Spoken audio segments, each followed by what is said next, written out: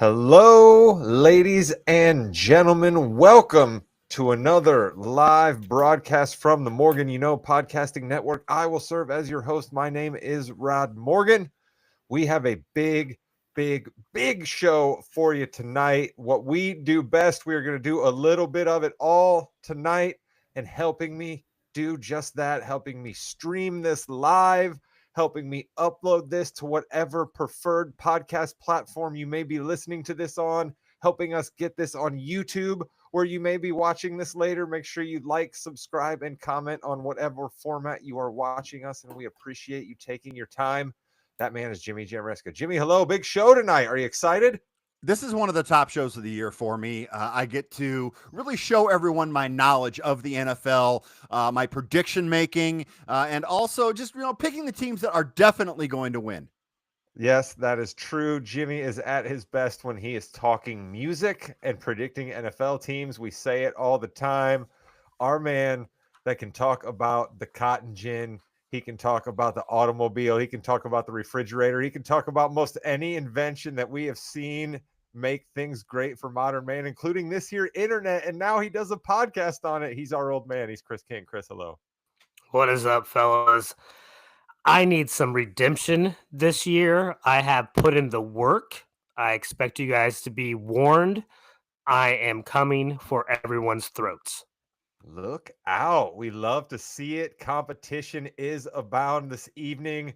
You heard him give you great NFL division previews, but you heard him be vague for numerous reasons, and that reason was a fantasy draft amongst his buddies. And this very show tonight, because our football handicapper Josh Williams won the Wins League draft last year. He's desperate to win the Wins League draft again this year. Didn't want to give anything away to his fellow co-hosts here. Josh, hello. Are you excited? I feel like I gave everything to you guys. I'm telling you, I have so many teams jam-packed in the middle that I feel less confident about this year. And I feel like I gave out a ton of fantasy stuff this year. So let's go. I'm ready for it. Let's go. All right. In lieu of a cold open question this week, because we have many things to get to, including a premium live event, the last one ever on Peacock, happened over the weekend. We're going to talk about that in the second half of this show. But I am going to go to Jimmy for a little wrap-up of what we did last year. James, what do you have for us?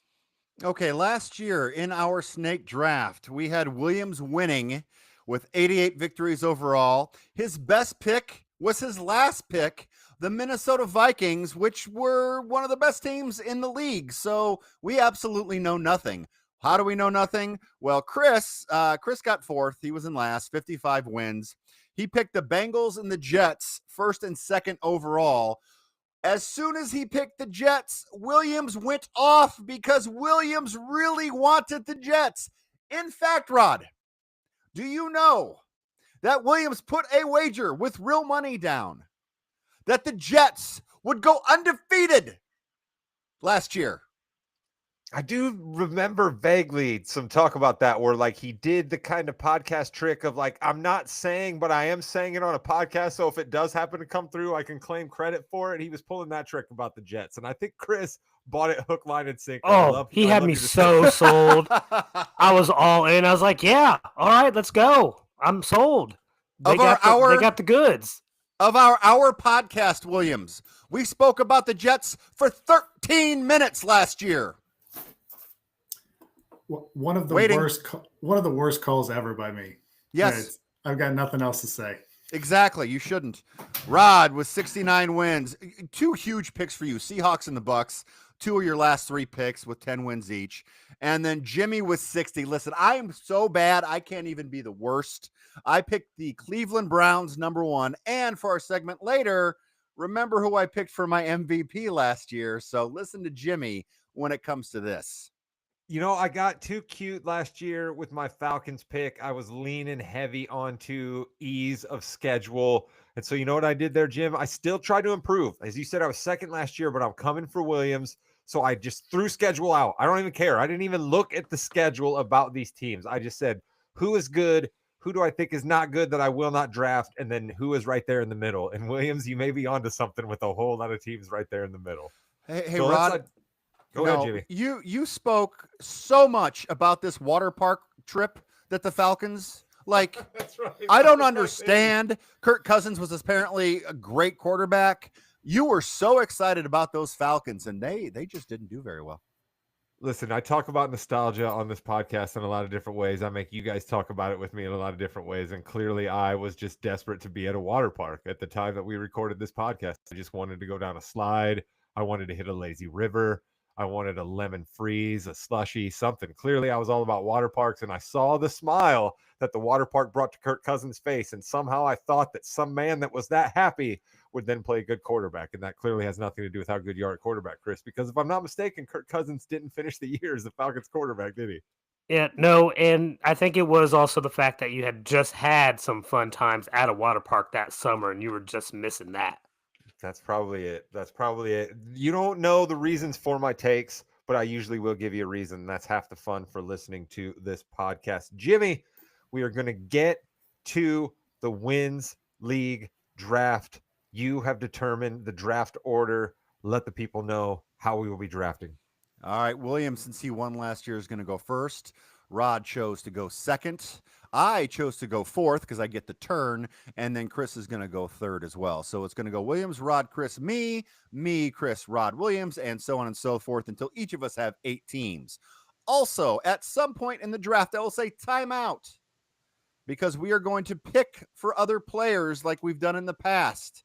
That means, let's say in round 4, I say timeout.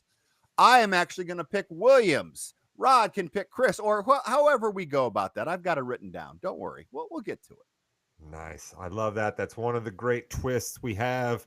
Bill Simmons listeners know that his fantasy league with Cousin Sal, whoever wins gets to kick somebody out of the league next year. That's one of their little wrinkles.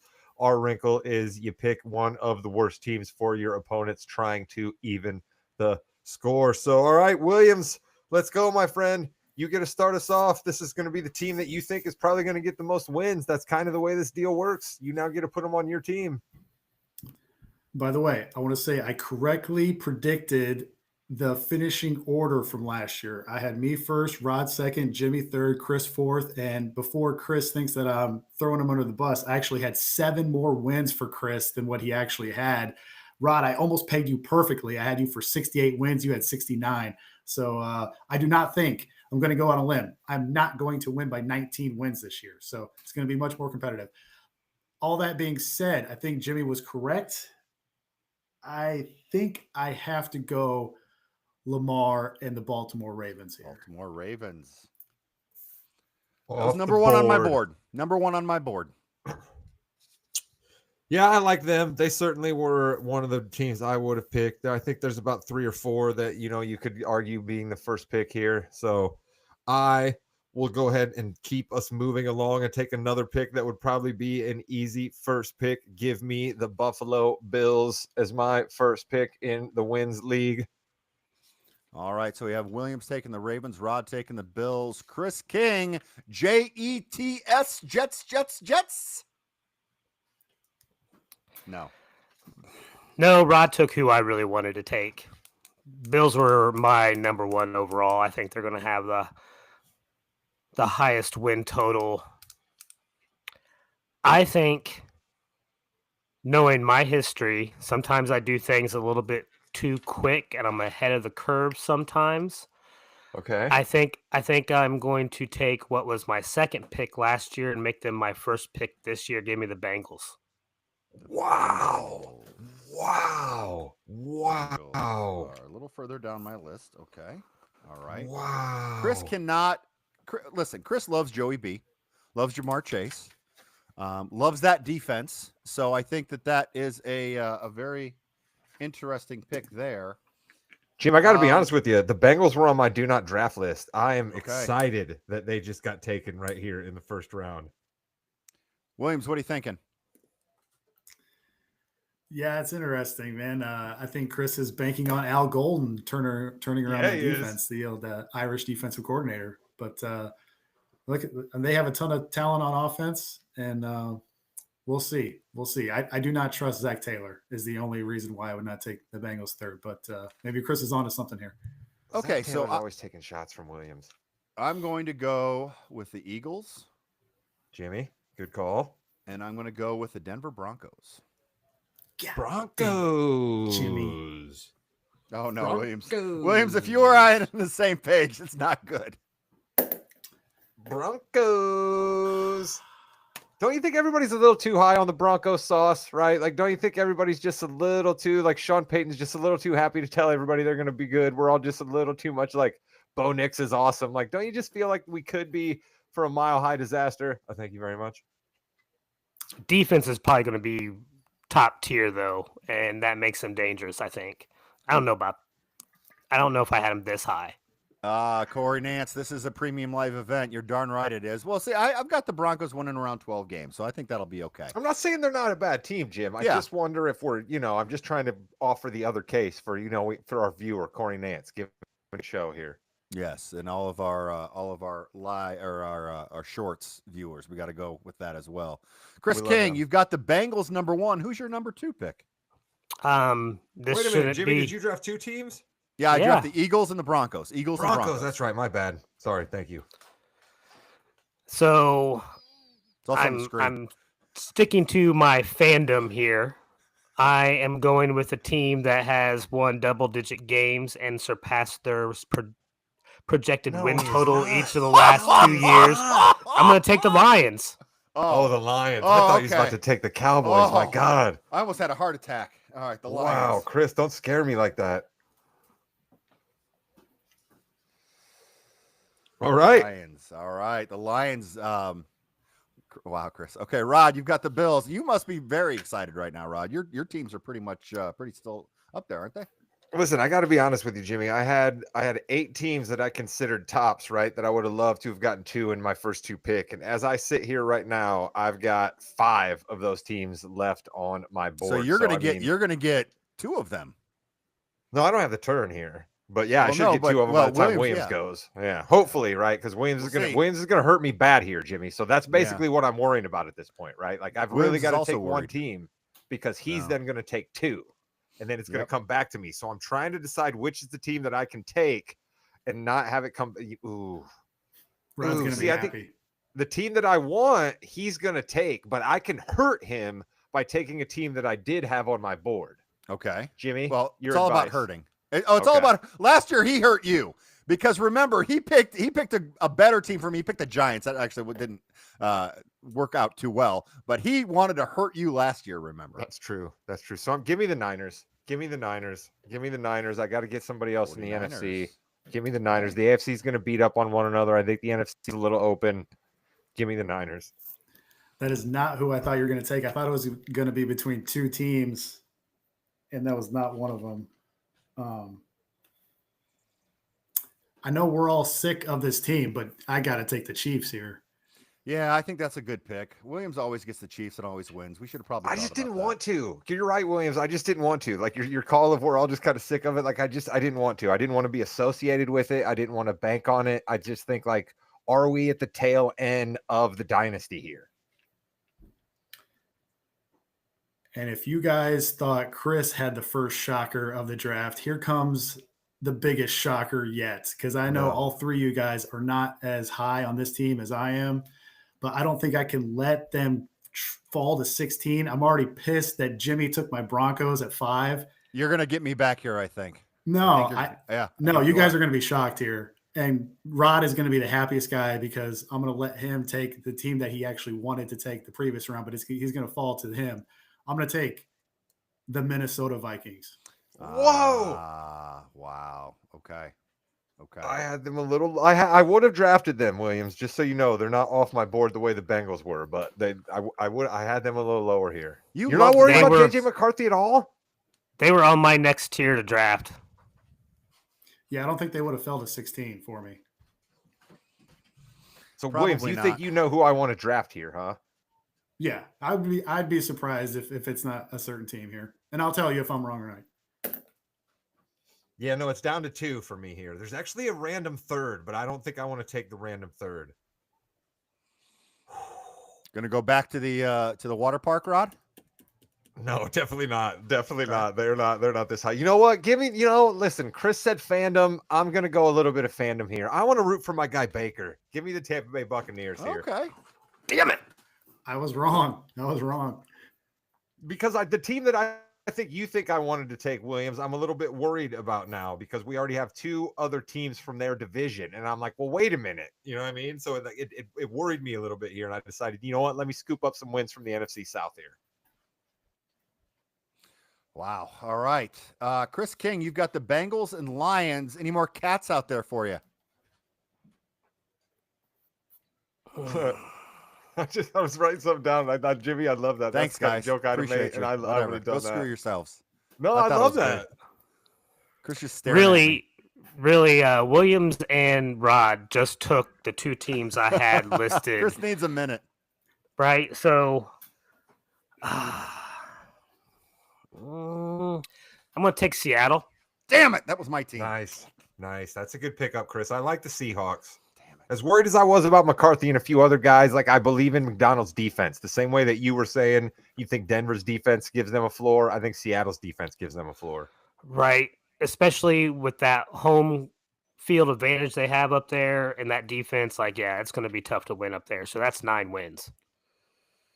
You're right there, Chris. That's a nice pickup. See, Chris and I can be nice to one another, Jim. We don't always have to be at each other's throats. Yeah, but it's at my expense, and I didn't like that. I almost took Seattle with my second pick. Jimmy, that would have been crazy. I'd have been at your throat if you'd have taken the Seahawks with the second pick. Well, all right. I'm going to go. Man, I am so bad at this. You're about to cross 2 right off my board right now, though, aren't you, James? No, I'm not. Yeah, I am. No, I'm not. I'm going to go with the Falcons. I like water parks, and I'm going to go Cardinals. Falcons and Cardinals. Cardinals, you dog. That was one of my favorites. I was hoping I could get a little later. Falcons and Cardinals are mine. Chris, you really messed me up with that Seattle pick. Thank you, brother. I have a hot take about Kyler Murray that I think I might be ready to unleash on everybody. All right, Chris. We've got Bengals, Lions, and we have the Seahawks, your 4th pick. And remember, gentlemen, we still have the you're picking for someone else round at some point coming up. I got a Kyler Murray hot take too, Rod. I hope it's not the same one. Okay. I'm going to do something. Is this what I want to do? Cowboys. I can't do that. I'm going to have to go Green Bay. No, you're not. No, you are not doing that to me. Man, see, I waited too long on Green Bay. I got too greedy on him. You were nice. That's what I thought you wanted second round. You were nice to him, Rod, and he just stabbed you in the back. I went to Baker instead. I was like, I like Baker more than I like Jordan Love. And then I was like, maybe can I scoop up wins from the South? So Chris, again, I'm loving your draft. I love that. Seahawks, Packers, back-to-back good picks. All right, Rod, now that you have no idea who you want to pick, we have the Bills, the 49ers, and the Bucks. Pretty strong teams there.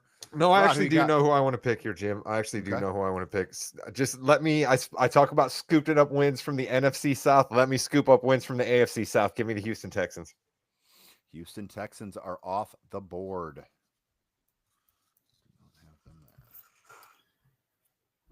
Okay. All right, Williams, you have 2. How you feeling right now, Williams?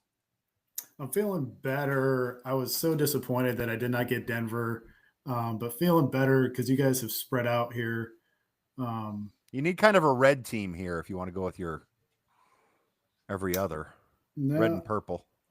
I'm going to have faith in some doctors here. Give me the Rams and Matt Stafford. Okay. That could be the pick of the draft. It really could be. It also could be very bad. I'm frightened. They frighten me. I had them at my, if I have to draft them, I will board. Mm-hmm. But that's just me. Williams is the football handicapper, folks. Don't listen to me.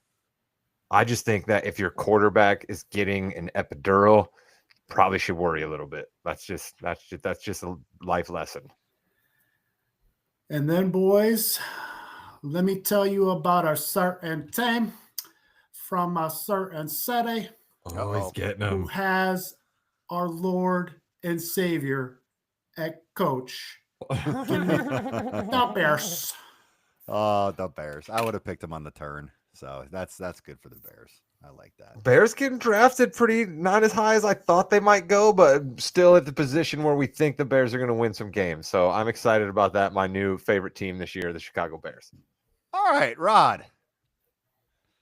It's back to me already? Back to you already. It's Bills, Niners, Bucks, and Texans.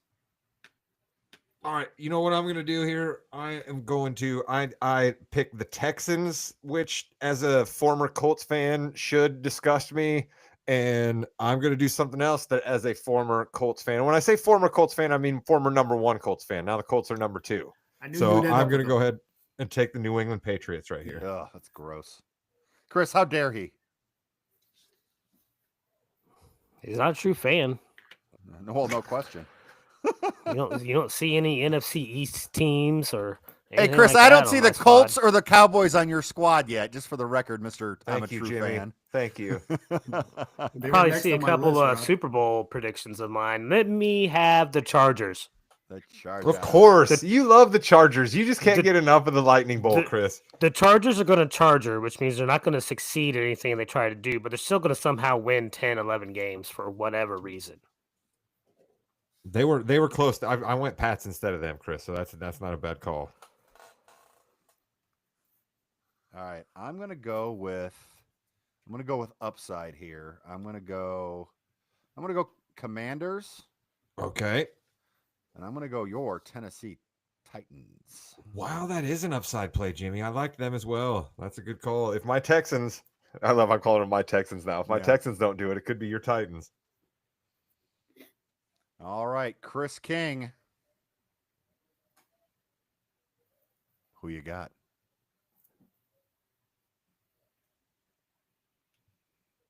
Chris has no clue.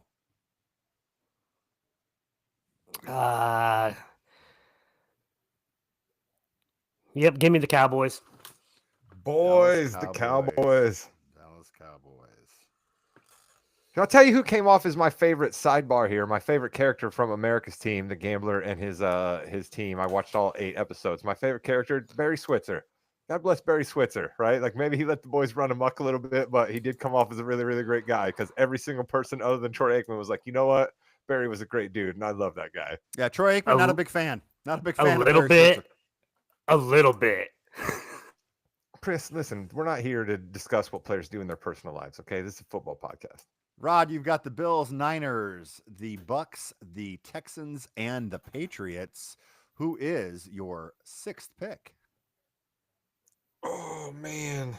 Do I go old quarterback or old coach here? Which one do I go with? Man, I'm gonna have a lot more fun rooting for Pete Carroll and the folks out in the desert than I am in the Steel City. So give me the right. give me the Las Vegas Raiders. That's a good pick. I like the Raiders. All right, Williams, you've got 2. Well, you've Like, what's got Pete one, Carroll's and deal? then you Like gotta wait. he's won 7. He's won at least 7 games for, like, you know what I mean. Anytime he's ever coached, like I'm just, at least I might get 7 out of the Raiders. And Aaron Rodgers, maybe if he leaves to go do ayahuasca by week 5, the Steelers could be in trouble. Okay, Williams, pick your 6th. Pick one here. You've got me making a decision here because I got 3 teams that are 9 and 8 still available, so I can only pick 2 of them.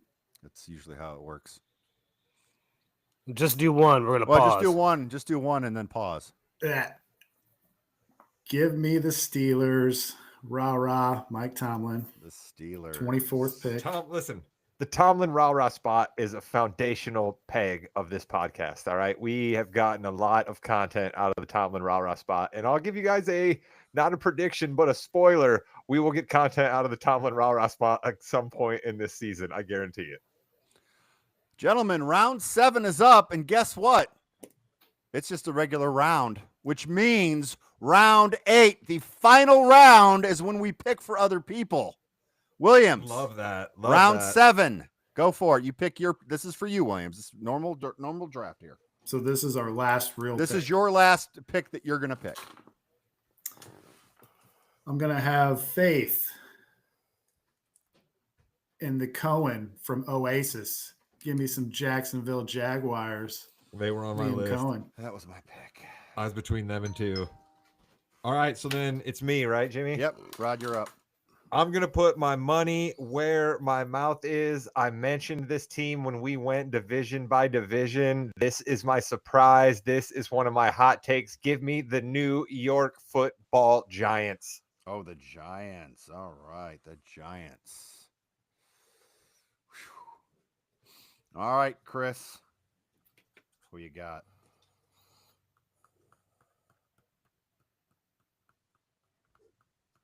Give me the Colts. Go Colts, go. All right. So my last pick, and then I pick for someone else that you don't know yet. I am going to go with the New York Football Jets. I'm going to go with the Jets. Justin Fields, it's my boy. Let's go. That is your boy, Jimmy. That is your guy. I'm go. excited for you that you got Fields at the end of the draft. All right. Are we ready? In round 8, Jimmy is up, but Jimmy is actually picking for Chris King. Chris King, congratulations. You have the New Orleans Saints. Chris King, you are up next. You are picking for Mr. Williams. Give me the Carolina Panthers for Mr. Williams. Yes. Ooh, I think he's okay with that. I think he's okay with that. Damn it, Chris. You just won the draft. They could easily have 6 wins. You just won the draft for Williams. I mean, no, they don't have There's a clear team you could have chosen right there. There's a clear team you could have chosen. That's not who I think. I think they're going to have more wins than Carolina. You think the Browns are going to have more wins than the Panthers? Wait till you hear my hot takes. Hey, Rod, guess what? You get to pick for me. Jimmy, you get the Browns. Yes. First to last. Let's go, Browns. Yeah, you picked them first last year, and you get them last this did. year, Jimmy. That's fabulous. And Williams, you give Rod the Dolphins. I will take So there them you have gladly. it. Folks, we have Williams and I did the best. Well, listen, hands down, Williams and I did the best in the teams that get passed out to people. Dolphin and Panthers. Come on, Williams. We couldn't have done any better than those two between us two, could we? Dude, I am way higher on Carolina than you guys are. You guys are talking about 6 wins. Oh my God. See, listen, I'm trying to get Jimmy. That's how much Williams no-sells me. I literally was trying to be his cheerleader and his supporter and his tag team partner right there. He doesn't care. And he still digs me on the He was reading his notes. He was reading his notes, Rod. Come on. All right, so we have, to recap for those listening, we have Williams picking the Ravens. Oh, actually, Williams, go over your team. Yeah, I got the Ravens, the Chiefs. I'll take some Lamar and some Mahomes.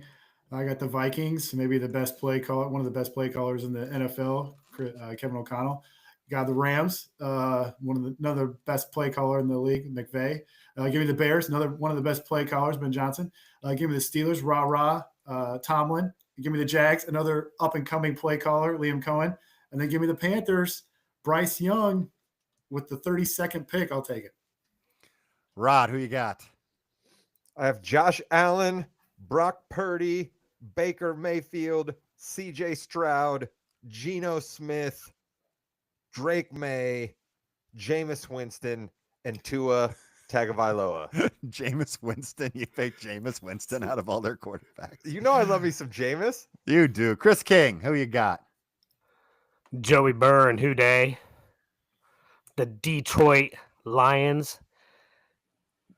I'm coining this phrase now. This is going to be a recurring theme, but I think this team will win the most this year. It's Seattle, the Leatherhead Seahawks. All right. This is a mean win it in the trenches team.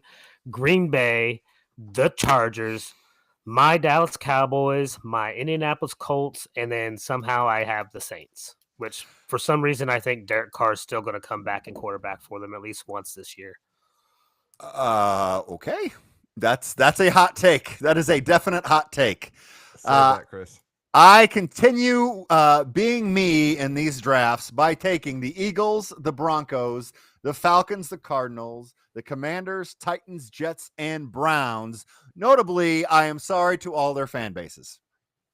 Jimmy Jam, you have the Saquon Barkley effect, right? If we just look up, right, you have the Saquon Barkley effect that could tank the Eagles, right? You have the Broncos. Yep. The hype is a little too much, right? You're a year too early on the Falcons, right?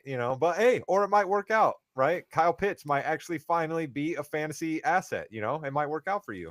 It could work out. Sure. All right. Speaking of down on paper, you got our wins league teams there.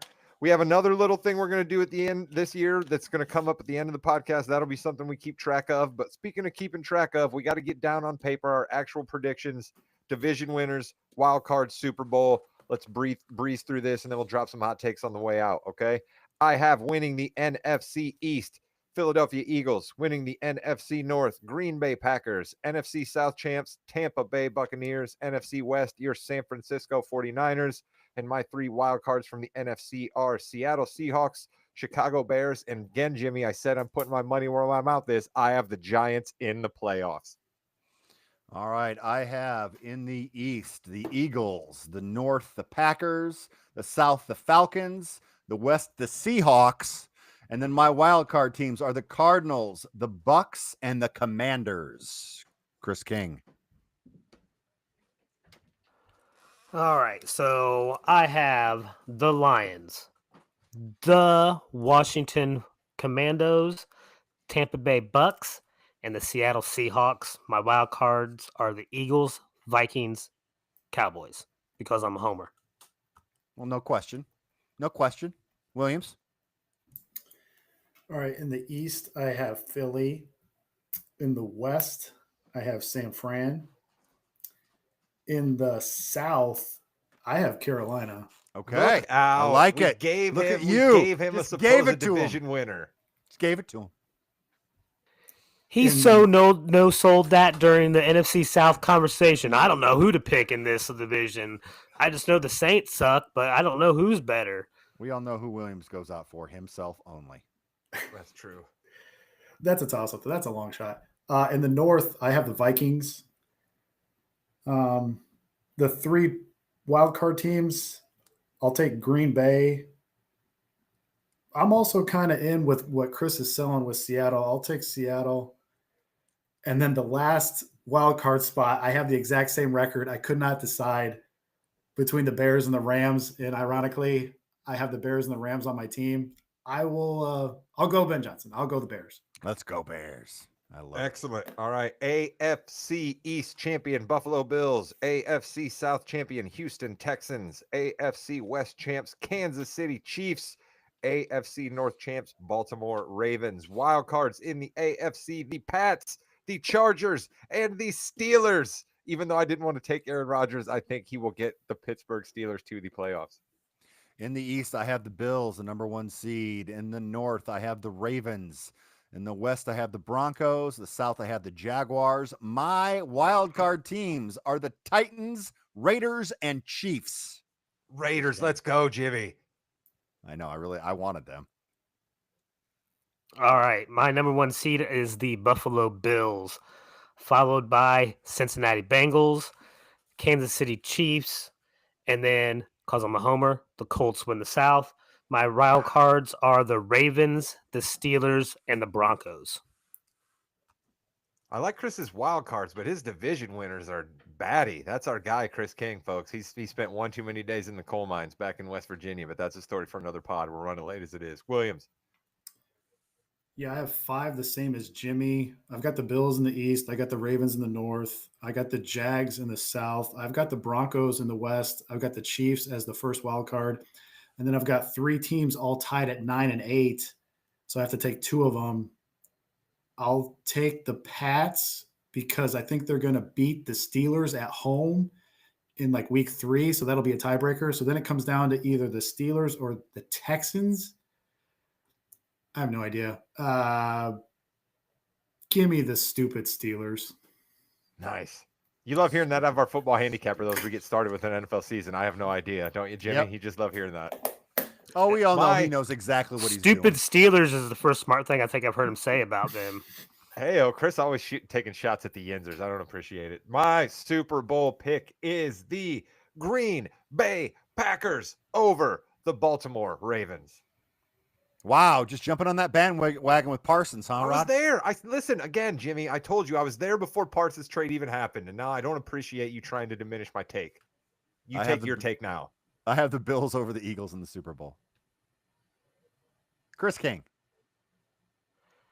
The Bills winning the Super Bowl. Yeah, sorry, Buffalo. That's on me. I have the Lions winning over the Cincinnati Bengals. Wow, Chris is all in on the Bengals. Who day? You better be coming to give Chris a pat on the back. He's like, remember that year, Jimmy, that I made the joke about being up front, shoveling the coal and driving the train? Chris is making his application to be that in Cincinnati this year. See, two of my bold calls are here, so we're going to skip over bold calls. No, Do we what? still have you. Just you can We make have- your bold we- calls now as your listen. Super Bowl pick, and then we'll go into them. Super Bowl pick, and then we're going to go into our hot takes. They're not going to be bold though. All right. I'm going Vikings versus Broncos in the Super Bowl. Wow. Okay. Who- Well, that like who- takes me back to the 70s Wait, right who there. you got winning? Who do you have winning? I don't know. It's literally the show we're doing. I don't know. Sure. Hey, who do you want to pick with the first pick? I don't What know. kind of odds? Thanks. What odds Give can we get on them at FanDuel?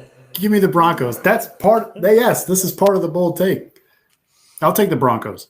All right. Okay. Fine. Let's move on to some hot takes. Let's give Williams a second to cool down there. Yeah, I'll talk here a little bit, Rod. So we had some hot takes last year that we need to review real quick. We're gonna go to Rod yeah, we do. first. We're gonna go to Okay. Rod first because he was close on a couple, and that's the best I can say for any of us.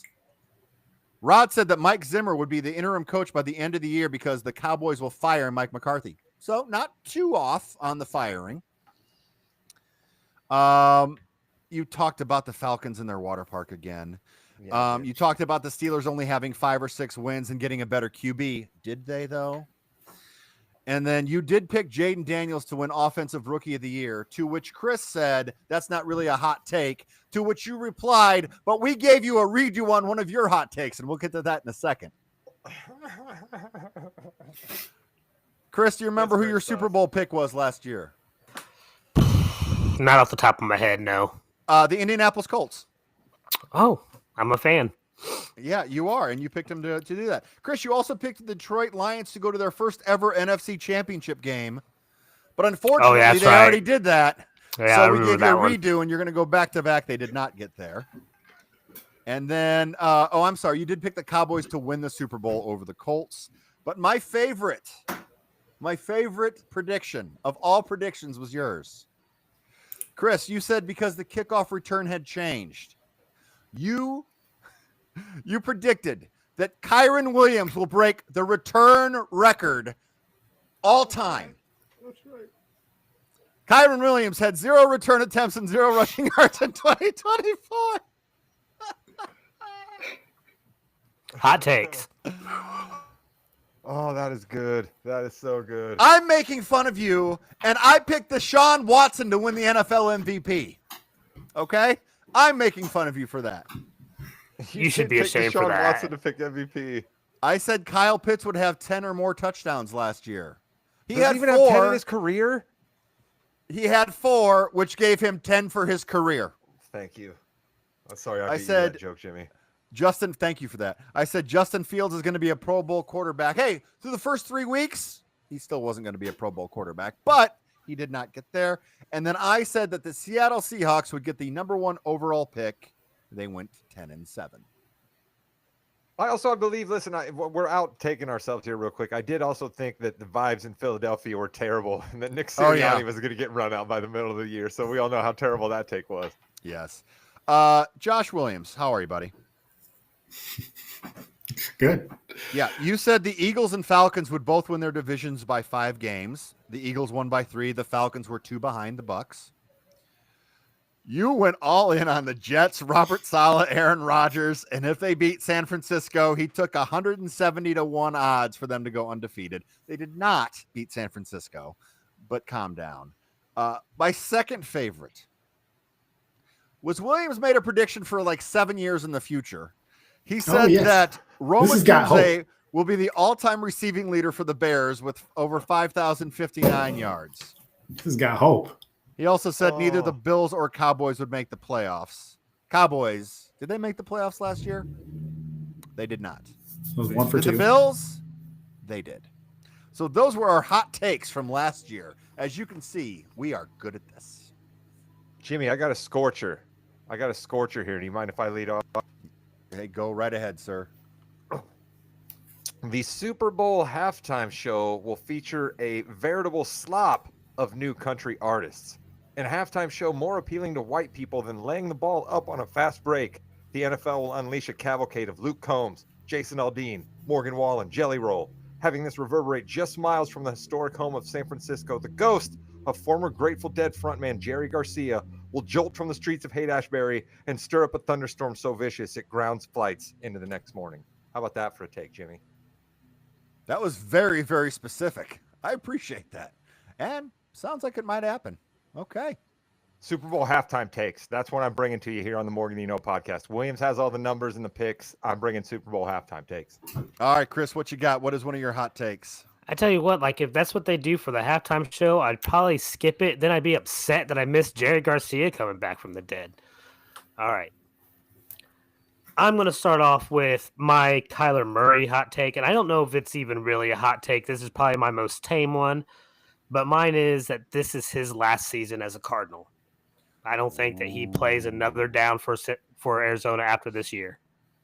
Yeah, it's like I'm not sure they're going to be a bad team, Chris, but I'm with you on that because his dead cap money like just completely knocks in half, and I think they just say to themselves, you know what, we're just going to kind of get out while we can with this young team that's on the rise because they got a lot of talent elsewhere, but I'm not sure he's the guy that puts them over the top. So, Chris, we are agreeing with one another way too much on this show. They're going to be coming out with Call of Duty every year now, and it's always coming out in November, and every year his second half stats drop, and so they're tired of it. This is one of your best takes ever.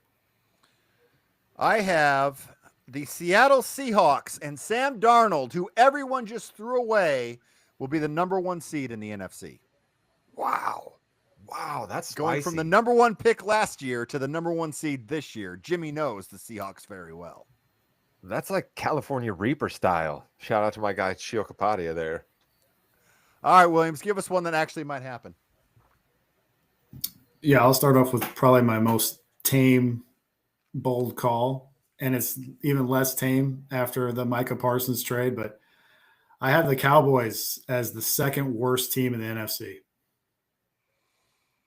Okay. I'm gonna piggyback off on that one, Williams, because this isn't good. This is not good, Williams. The Saints will not have the number 1 pick in the NFL draft. Your Dallas Cowboys will have the number 1 pick in the NFL draft, is my hot take. Wow.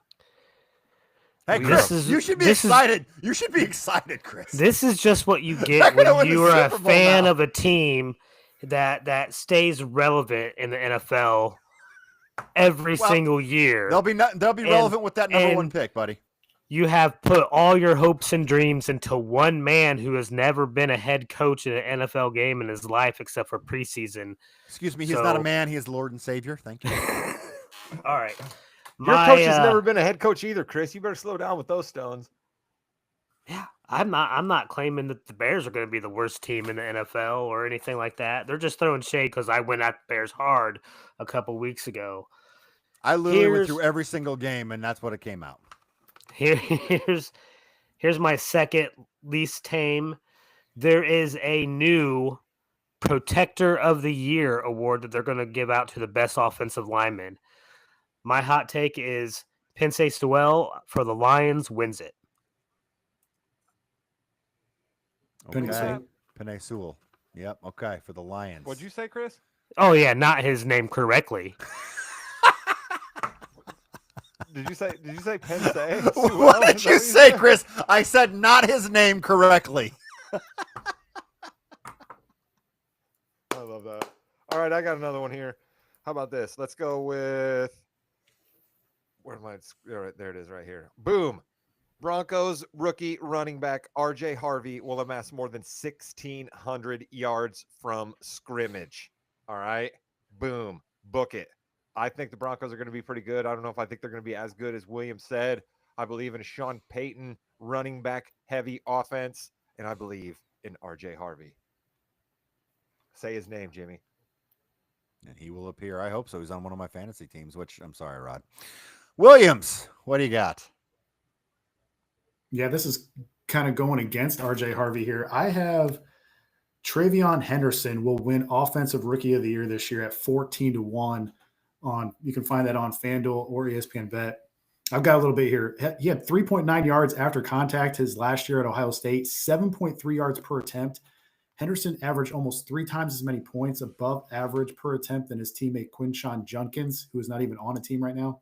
His breakaway speed was clocked at over 23 miles per hour. That's faster than Brashard Smith, Jaden Blue, R.J. Harvey, and Bayshal Tootin, the other rookie running backs. He had the number one athletic Who's that score at last the guy? combine, according to Next Did you Gen say Stats. Tootin? His vertical was over 38 inches. In his freshman, junior, and senior years, he ran for over 15 yards in a carry on 9% of his carries, including 14.5% his senior year, which is insane. Just for reference, Saquon last year was around 7.5%. And here's why I like it even more. Josh McDaniels loves to throw to his running backs. Think Kevin Falk, Danny Woodhead, James White. Guys, Ramondre Stevenson is not a pass catcher. And if Henderson is getting more than 50% of the early down carries and he's getting over, say, 80% of the running back receptions, and he's playing against the second easiest schedule in the league this year, and we know his coach loves to run the ball, oh, baby, wheels up, Travion Henderson, Offensive Rookie of the Year. Did you say Quinshon Judkins isn't even on a team? Didn't he get No. drafted before Henderson? Yeah, they released him because of the stuff that went on, but then he got cleared or whatever. Wow. All right, I didn't hear that one. That's crazy. Travion Henderson looks good. Chris, your take about kick returns might actually come true with Travion Henderson this year because they tried to change up the kickoffs again to make returns more viable. And if you remember playing off of Chris's kick last year, I told him that was crazy and that there was going to be next to no returns, and then there ended up being next to no returns. So hopefully I'm wrong this year. This year, there's going to be a lot more returns. I mean, you saw it in the preseason, so I think there'll be a lot more again. I have the AFC South getting 2 playoff teams, the Jags and the Titans. Wow, that's bold. All right. Speaking of playoff teams, I have this one. There will only be 3 new playoff teams from a year ago. The top of the league will remain remarkably status quo, with only 3 spots turning over from the 2024 season. The divide between good organizations and bad organizations is growing in the NFL, and unfortunately, our Colts are slipping further and further towards the bad organization. Chris. Surprisingly, playing only in 14 games, Shedeur Sanders wins Offensive Rookie of the Year. Jumping on that Sanders bandwagon. That's like X pepper level stuff right there. Like if you touch that pepper, like you're in the hospital for 4 days level spice right there. That is bold. Yep. All right, We're I have a getting the mean hot one, Jimmy. takes. Can I fire off a mean one? And this is the last one I got. And it's mean. Tyler Warren's number of red zone touchdown passes will be uncomfortably close to that of Anthony Richardson. All right. Tyler Warren ran some wildcat in his days at Penn State. I believe Steichen will be trying to use Tyler Warren 7 different ways all the time on Sunday because he's probably the Colts' best offensive player, not named Jonathan Taylor. And so whether he has no touchdown passes in the red zone and neither does Anthony Richardson, that hot take comes true, or he has 1 or 2 and Anthony Richardson plays and only has 1 or 2, that take comes true. The only way my hot take doesn't come true, I would love to see happen, Anthony Richardson comes in and slays. So I'm trying to do a reverse jinx type deal there, Jimmy Jam. I did read another Anthony Richardson hot take that both him and Daniel Jones will finish the season with the same amount of passing touchdowns. That's not good. My other one is I have the Raiders, Chiefs, and Broncos all being in the playoffs from the AFC West. I think the AFC West will have 3 playoffs teams. Wow, that's 3 in the West, 2 in the AFC In the South. South. Yep. That means so it was kind of a combo. Yeah. All right, Williams, what you got? Last one. Each other up. Yep. I got 2 more. Bull call number 3. It will not be the Baltimore Ravens that lead the NFL in wins. It will be the Denver Broncos at 35-1 on ESPN Bet. The Broncos were 1-6 in 1-score games last year. If you switch all the 1-score outcomes, the Broncos would have went 15-2 last season. In 7 of the 10 Broncos wins, they won those games by at least 14 points, most in the league. And that production was with a rookie quarterback facing the 4th toughest schedule of opposing defenses. And in 2024, the Broncos had the number 1 offensive line blocking unit, the number 1 run blocking win rate, the number 1 pass block win rate, the number 1 in short yardage conversion rate, if you exclude Javonte Williams carries, and the number 5 in yards before contact per rush. I think this team has everything. Sean Payton said he's only coached 6 teams that he thought could win the Super Bowl. This is one of those teams. They get to play in one of the best home field advantages all year. They had 6 net rest disadvantage games last year. That gets cut in half this year. They get one less road game. They get the Jets in London.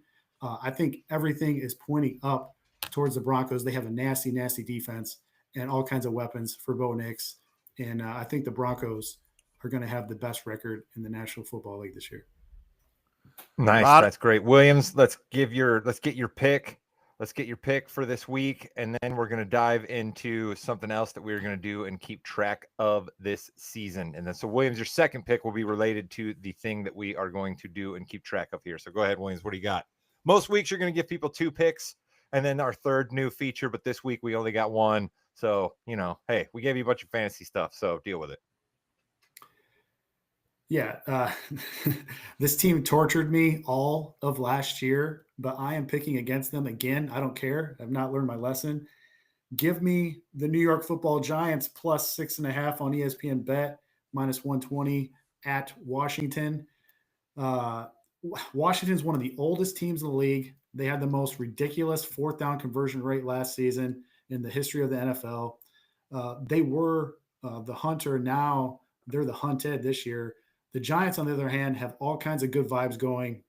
They scored over 30 points in all their preseason games. I know preseason usually doesn't mean too much, but when I do think it means something is when a historically bad offensive team over the last handful of years kind of puts it together, so to speak, in the preseason. Look, they have a great play caller in Dayball. They have a fantastic freak of an athlete at wide receiver with Neighbors. They drafted the battering ram of a running back from Zona State and Cam Scadaboo, who everyone seems to love already. And here's the biggest handicap, in my opinion. Washington struggled versus tough front 4 pass rushers last year. They lost to Tampa. They lost to Baltimore. They lost to Pittsburgh. They lost to Micah Parsons and the Cowboys. And they lost 2 out of the 3 to the dominant Philly front 4. What is the Giants' biggest strength? Their front 4. Reports coming out of training camp are that Abdul Carter is absolutely wrecking havoc. And add him to Dexter Lawrence in the middle and Brian Burns on the other side, and you've got a scary pass rush. The Giants were inside 6 points in both games versus the Commanders last year. And hey, another reason to be down on the WFTs this year is they're pricing the common man out of the 16-ounce common beer. Over $16 for a 16-ounce beer. That is despicable and shameful. I know Chris agrees with me on this as a Cowboys fan, especially considering that right across the town in Baltimore, they have the cheapest beer out of any stadium at under $7 a beer. Like, seriously, WFTs, I'm asking WTF. What? Tariffs. All right. And then Williams' final pick will be for you folks out there playing in a survivor pool. So we are going to do a survivor pool ourselves. At the end of every podcast, we will all pick a team. We'll see who can survive in the year the longest. It'll be a fun, little easy thing to keep track of. And yet another thing that brings about competition amongst the boys, and isn't competition amongst us great, because that's when we yell at each other. So Williams, what do you got?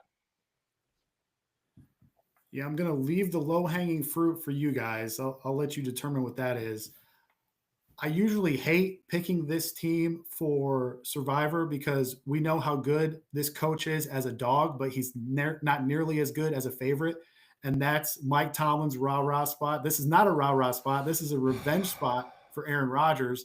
Give me the Pittsburgh Steelers. I'm getting them out of the way so I don't have to worry about using the Steelers in a letdown spot later on in the year. You don't think this team knows what Justin Fields is going to do?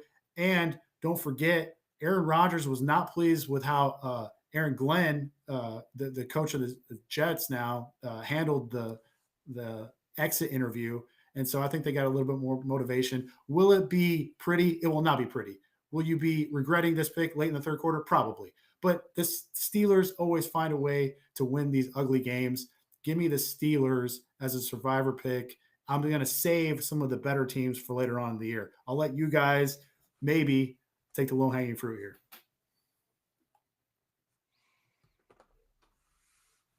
Rod is muted. Yeah, that was he loves the Steelers so much. You're right. Yeah, no, listen, I love Steelers, Tomlin, rah-rah spot. Always a fan of that as content goes. And I will do the low-hanging fruit. Williams just predicted this team to have the most wins in the NFL. I don't know if I agree with that, but they're playing a rookie quarterback in his first start. Cam Ward may end up being good by the end of the year. Jimmy's pick for the Titans to be good is maybe still going to be a winner, but I don't think they win week 1 versus that tough Broncos defense. So give me the Broncos as my week 1 survivor pick.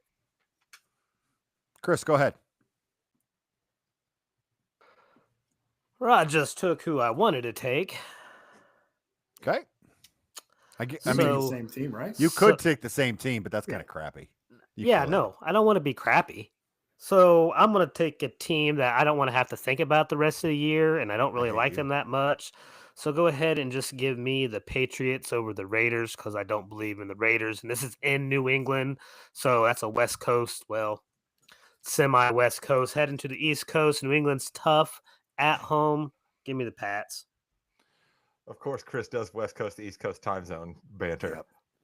I'm going to go Cardinals over the Saints. I think that's going to be a pick that will lose. Williams, tell me about this. I was so close to going Browns over Bengals because I thought if there was ever going to be a time where I could get away with the Browns victory, it might be week 1 before Flacco has any wear and tear on him whatsoever. That would be pretty ballsy. That'd be like for a $5 survivor pick. But everyone is so down on Cincinnati because I think over the last 4 or 5 years, Zach Taylor's 1-9 in the first 2 weeks of the season. So Cincinnati always seems to get off to a slow start, but this is why Cincinnati played a bunch of their starters in the preseason. So I think if there's ever going to be a time to get kind of contrarian is that you're gonna get Cincinnati actually at a discount compared to the last couple of years when everybody was on Cincinnati. Well, there you have it, folks. The wins draft is in the books. Our predictions are on paper. Survivor picks for week 1 are made. Williams, our football handicapper, has made his pick. I have a sneaky feeling some of those things may be broken out as shorts. We do appreciate all of our shorts viewers out there, but once again, I implore you, make sure you at least bump over to the YouTube channel. Whatever you listen to on your podcast channel, give us a like, give us some stars, give us a comment. We would greatly appreciate that. If you're enjoying our reels, we enjoy you enjoying. And thank you so much for listening. And Chris, I believe the last word goes to you, Mr. Williams. We'll talk to you next week. Like, comment, and subscribe. Goodbye, Internet.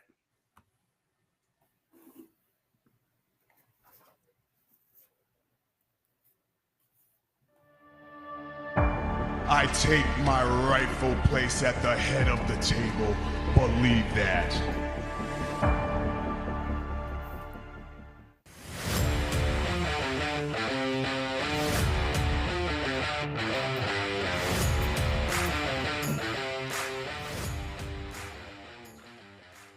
Welcome to the Yeah We Know podcast, part of the More You Know's podcasting network. In the ring of Jimmy, Chris, and Rod. We are here a little late tonight for my boys up north, so we're going to try to get through this a little quicker because they need to get to work at some point, I'm assuming. Gentlemen, how are we after that amazing draft that we had?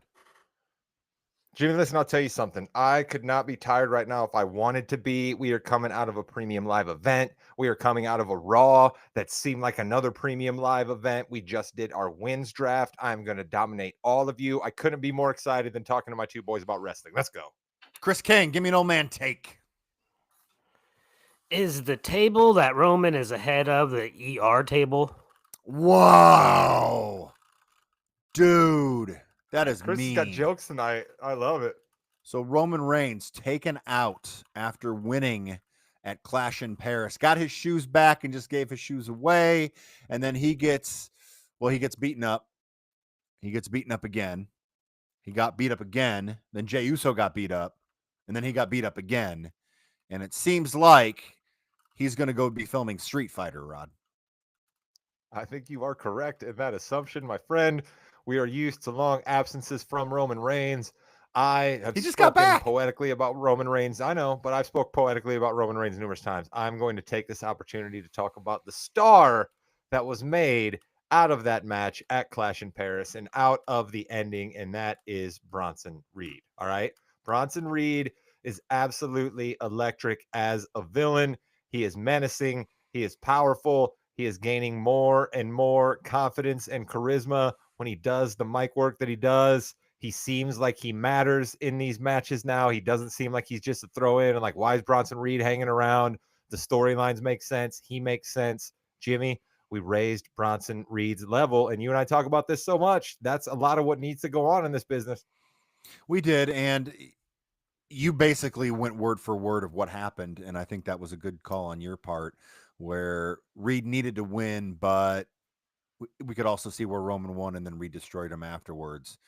So that's the next step, Chris. It looks like Roman's out, and Reed is just a badass. Right. I mean, really, this whole faction they're all badasses, let's be honest, right? Because Breaker's no slouch. We know about the visionary. Rod tells us every week. So, like, this is the type of stuff that's going to keep me invested. Now, what I hope for long term is not a 3-year reign of some 1,300 days or whatever that Roman had. I don't want to see that again necessarily, but I like this faction. Another part to this faction we have to talk about too in the main event, where CM Punk again had the title stripped away from him by Seth Rollins and Becky Lynch, who out of nowhere gave a low blow to CM Punk as he was about to put Rollins asleep again. Rollins gets the win. Becky is in the vision, and there's some stuff that's going to be happening here. Chris, what are your thoughts on this? I mean, you're going to be hard pressed to convince me that he would have put Rollins to sleep with that next one, even if he was able to get it off. Okay, he would have. That's why she came in and stopped it, though. Oh, I know, but still, I don't care. As long as Phil doesn't have the belt, I'm a happy man. Rod, you are the number one CM Punk fan on this podcast. That's saying a lot. What do you think? Where do you think that? Let me phrase it this way. How did you like the interaction between Becky and CM Punk at the premium live event and then on Raw? I liked Becky coming in. I liked her in the mask and the black hoodie, right? The standard somebody that you don't know who it is interrupting a match. Although it was kind of obvious once we cut and saw how small the person was. There wasn't a big guy. Yeah, CM Punk, right? So we were kind of like, is that El Grande Americano or is that Becky Lynch? Probably makes more sense that it's Becky Lynch. So we figured that out there. I'm excited to have Becky Lynch in. You know, we've had many a promo cut back and forth where, oh, you're wearing your wife's wardrobe, or, you know, who's the man of the house. Like, we've had many of those promos cut back and forth to Seth Rollins. So why not just put them together in the ring, right? We see on Instagram all the time. Look at the great pictures of Seth and Becky and Rue. You know what I mean? So why not let Mr. and Mrs. Lopez do their things together? I just recently learned that, Jimmy, that Colby Lopez was Seth Rollins' real name. I had absolutely zero idea that was his real name. I kind of thought maybe his real name was Seth Rollins, but nope. Apparently his name is Colby Lopez. Exactly. Tyler Black also is a name he used to use, I believe, as well. So I didn't like the interaction on Raw, Jimmy. I didn't answer your question. Okay, so I did. I liked it a lot. I know you can tell me why, but I'm going to tell you why I didn't like it. Okay. So well, go ahead. What are we doing here? Jim? Bringing in AJ Lee, Rod. Fine, but we're doing that by having a segment where Becky Lynch is hitting somebody who's is trying to get her to hit. No, we don't. We're not doing that. We're not doing a segment where Becky Lynch is going to get hit by somebody. We're not doing a segment where Becky Lynch is just slapping CM Punk. Like, it was uncomfortable. There was no part of it that I enjoyed. It wasn't a wrestling promo to me. It almost didn't even come off as personal as I think they wanted it to. It just seemed weird. I didn't like it. So it was because it was personal because he hates their family, she hates them. She knew he wasn't going to do anything because he's a good guy down. He's a good guy, right? CM Punk knows he's not going to do anything either because he's not going to hit her. We have to have a reason why CM Punk needs to go get somebody. And that somebody is going to be AJ Lee, who is going to make a comeback and be a tag team partner with him in a mixed tag match at Indianapolis at WrestlePalooza. WrestlePalooza is going to be a 5-hour show, just so you know. And it's going to be one of the biggest premium live events that we've seen in a long, long time. That is why they need to bring it in. It needs to be personal. They need to hate each other. When that lighted up hits, the place is going to go nuts. Well, listen, who's AJ Lee? 1 second, Chris. She's CM Punk's wife. And she used to And wrestle in the WWE. Yeah, she was. You know, you talk a lot about the Nikki Bella starting the road. AJ was a very good wrestler as well, and she was extremely popular. She had this crazy gimmick going on. She was with Daniel Bryan. The reason Daniel Bryan got beat by Sheamus at WrestleMania in 30 seconds is because he kissed AJ Lee, and then got booted. Your boy Drew, when he took the bracelet, right? AJ Lee is on the bracelet that your boy Drew, when the whole personal thing between CM Punk and them, it's AJ Lee and his dog, right? Isn't that who's on the bracelet? I was saying, I thought it was his dog on the bracelet. I didn't know AJ Lee was there. No, it was both of them. Yeah, his it was wife both and the of them. dog. So Jimmy, but I'll tell you, I'd have been fine with CM Punk winning that match over Seth Rollins. Like, I like Becky Lynch being involved. I guess I like that we're going to get the mixed tag team match, but Chris is going to be mad at me here, but I'd have been fine with Seth being over on my guy, or with CM Punk getting over on my guy Seth there. I kind of like, I'm ready for him to have the belt, I guess is what I'm saying. I don't need this other distraction. Is that because, Rod, Seth Rollins can't win it? And again, this has happened. He can't win it without help. And it seems that the WWE, other than Gunther, if you're a bad guy, you cannot win your championship match clean. As world champion or undisputed, you have to have help from a faction of some sort. And Chris, I'm going to you on this. Is that something that you're enjoying, or do you think we need to kind of get away from that? It's expected, right? Like, I expect that they're bad guys. Is that a good thing to expect it, though? I'm getting there. Okay. So you expect cheating, blah, blah, blah. But you do want to see, like, this is supposed to be an organization. Maybe you do something to limit the cheating, banning people from ringside, what have you. But so you do want to see more straight up matches with the heel and the face, with just a clean finish, right? No kind of extra hijinks. More like, I mean, really kind of like the Cena Logan Paul fight. All right, let's be honest. That was a heel and a face, and that was a clean finish, no matter what you say. Like, you can do that and have the heel win, and it just breaks up the monotony. How many times did I come on here complaining about Roman retaining the title because of help from the bloodline, blah, blah, blah? Yeah, you get tired of it. I'm with you there, Chris, that the Logan Paul Cena match had an ending that I'd like to see repeated, but it still speaks to what Jimmy said. That's because the face got over, right? We have lots of clean finishes where the face gets over, but we can't have a finish where Logan Paul beats John Cena and it's clean. Yeah, didn't we see Solo beat John Cena clean last time? We did. He destroyed John Cena, but this is different now because it's Cena's end. We have like 4 matches left. We don't really have that much. And he and Logan Paul kind of brought out a lot of things in their match. I thought it was another good match that he had. We saw the Cesaro uppercut. We saw the Styles Clash. We saw the end of days from Baron Corbin, which I thought that'd be kind of funny if they didn't announce Cena's last opponent. And on that last Saturday night's main event, they hit Corbin's music and he walks out because he's the one who ended Kurt Angle's career. But then they bring out the real person. I thought that would have been kind of interesting, but that's not going to happen now. How dare you? Let's let Baron Corbin be the last one. Why not, Jimmy? Let's go right now. Be the first podcast out there in the street saying Baron Corbin has seen his last opponent. He could be. So Cena got a big win here, and we're going to see Lesnar this week, I have a feeling. Let's hope. Right? I mean, we made such a big deal about him coming back. We kind of all knew he wasn't going to start making appearance after appearance, but man, his absence has really kind of been like, hey, I guess we have this Logan Paul thing to deal with. And you said it was a good match. So, I mean, okay, a fine enough distraction, but let's get back to it. Let's dispatch with Lesnar. And then, like you said, there'll be 3 matches maybe after Lesnar. So we got to figure out, where we're headed at that point. So I'm all for it. WrestlePalooza, still the stupidest name in the world, but I'm excited for the premium live event. Yes, that should be good. The first one on ESPN, I don't know if you've heard or not. They've mentioned it. Speaking of making big guys, Rusev submits Sheamus in a very good match. But then he came on Raw and just is basically, I'm a badass and I'm not going to really say where I'm going next. That kind of disappointed me a little bit.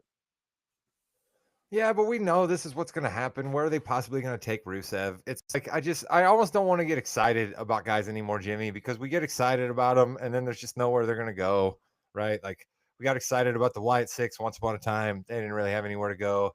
We sang Karrion Kross's praise from here up until dawn. He got released. We all were excited that R-Truth came back, and he's now doing the same thing that R-Truth was doing before they released him. You know what I mean? Like, they only got room to tell stories with like 5 or 6 guys, and like some of our favorites just aren't those 5 or 6 guys, and it just is what it is. Yeah. Chris? Right. Yeah. So I think you're going to see, because they do it every once in a while, but you're about ready to see some sort of like tournament for the number 1 contender for the U.S. or the Intercontinental title or something like that. I think that's where you'll see Rusev go. Yeah, he could, but that's Dom and AJ doing that Intercontinental stuff. You know? Yeah, but that's not going to last forever. You never know. It's a WWE. Dom will take care of AJ and continue showing how much of a genius he is in and out of the ring. So, Can we Chris, keep letting AJ fight in France? I think so. They love AJ. They love Finn Balor. They love the people we love. Yeah, they're real wrestling over there in France. I'll tell you, man. Other than their croissants, that's really the second best thing about French people is that they love wrestling. Chris, Becky Lynch, and Nikki Bella, your thoughts coming out of this besides the fact that Nikki missed that kick by about 8 feet? Unfortunately, that sucks. Right? Like, up to that point, I was, enjoying the match. It was the first time ever really seeing Bella like in a full match, like actually perform. So like Hall of Famer, that was exciting. So it was a good match. Exactly how I expected it to go. Right? I don't think no one was surprised by that outcome. Rod? I was a little disappointed in Nikki. It's the worry I have anytime that we bring somebody into a feud that clearly hasn't been wrestling consistently. You're just going to have some of these botches. And to speak to your finishing conversation, Jimmy, I don't know how much I love Becky Lynch is now the queen of roll-ups. I don't necessarily know that I love that. She's the queen of roll-ups, but now we're supposed to take her as like a badass member of the Vision. Like, those things don't seem to. There's an epidemic of that in the WWE, if you ask me. There's been too many roll-ups. They go through their cycles. Sometimes it'll be a lot of moves on the apron, on the outside of the apron, on the corner there. Sometimes it'll be a lot of run-ins. It just kind of depends what they want. And unfortunately, right now, it's the roll-ups. I think Becky needed to do what she did at the end of the Premium Live event and on Raw, because that just kind of fell flat, unfortunately. Good mic work on both of their parts, but it did fall flat. Yeah. I mean, when you've been around and cut as many promos as both of them, I would hope that you're going to be smooth. You know what I mean? So Nikki Bella at least has that, right? She's a podcast host. Shout out to all podcast hosts out there. Thank you all for listening to our podcast. So we have Io Sky and Stephanie Vaquer going for the women's world title. I don't like this. At WrestlePalooza. It's weird that it took so long to get to that point. Now, they did talk about some of the loose ends they had, but why not just have 2 matches next week on Raw, and then the winners of those matches go on to WrestlePalooza? Why not just do that? Well, because you don't want to beat Rhea Ripley, because she'd have to be in there. You're probably right, but that's still, again, we got to stop worrying about we can't beat people, because it really paints us in the corner far too often. You can. Yeah, you can. But I'm stealing Chris's thunder here, so I guess I should probably just turn it over to him. Chris, I mean, this is just screaming for your tournament talk that you like to bring to us every now and again. Yeah, right. There's a clear vacancy with no clear-cut number 1 contender. So then you have to have at least some sort of semblance of a branch type circuit. You can maybe select who you want to be in there like they always do, but like have that and have that lead up. I feel like it's being pushed into this WrestlePalooza when maybe you don't need it for WrestlePalooza, right? You build it up in the weeks and you have additional content for the women on your weekly shows. And then you get into your Survivor Series or what have you, your next PLE after WrestlePalooza. Or how about this? We've been wasting time. Naomi turned the belt over a couple of weeks ago anyway. We could have been working this sham tournament and then it'd be done and over with by the time we got to WrestlePalooza. So, I mean, I'm with you. Yeah, we could have had 2 or 3 matches a night. Yep. Exactly. Chelsea Green could have been trucked out there. Mi Chin could have been out there. B-Fab could have gotten away from being. Jimmy, is there a tag team that cares less about their valet and the history of the WWE than the Street Profits and B-Fab? Like, I'm not trying to put B-Fab down here, but like Dawkins and especially Montez Ford do her no favors. It seemed to pay her zero mind when she comes out with them. The Street Profits, I think we could do a whole podcast on just what has happened and what's going on. Yeah, because they gave us another one of "we're fighting again" deals with them. What was that? Because they don't know what to do, and you can only tell stories with a few people at a time, Rod. And the stories we've told today have lasted about an hour and 15 minutes, and I appreciate your time, guys. It's been a terrific show with the huge draft that we had in the Balls and Brew. We were able to recap Clash in Paris. This time next week, we'll have a little bit more time to talk about going up to WrestlePalooza. We'll talk about our week one, what has happened, how bad I'm doing already. It's going to be a great season in the NFL and a great road to the Survivor Series and WrestlePalooza. And don't think we're getting out of this podcast without saying congratulations to our guy, Sami Zayn, new United States champion. Let's go, Sami Uso. Ordered a Sami Uso hoodie off of WWE.com in celebration of our guy, who then went on to Oasis and went viral. Go, Sami. And with that, you've been listening to the Yeah We Know podcast, part of the Morgan You Knows podcasting network. You're in the ring with Jimmy, Chris, and Rod. Like, comment, subscribe. Goodbye, Net. Yeah. Guys, Sami Zayn, it happened on Friday. I'm sorry. It's my fault. I watched it. It was great. My bad. I got it in there for us, Sammy Sam. We still get our cards, Jimmy. We're still in the club. How dare I?